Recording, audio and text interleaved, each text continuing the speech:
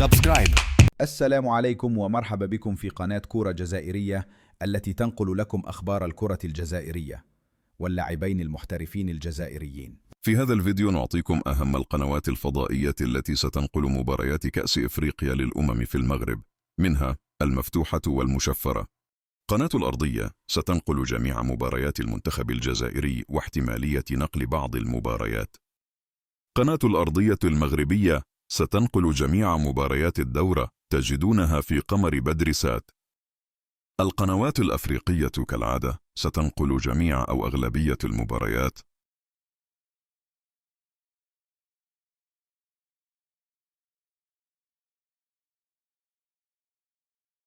قنوات سبورت تيفي البرتغالية ستنقل جميع مباريات الدورة، تجدونها في قمر هيسباسات.